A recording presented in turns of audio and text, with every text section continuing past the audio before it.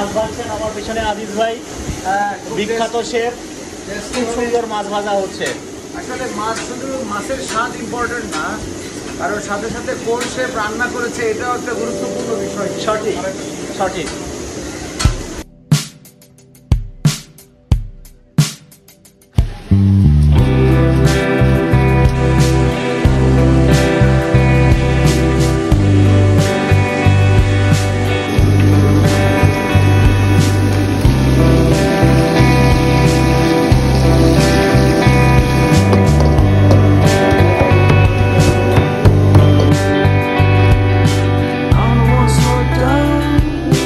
I just wanna speak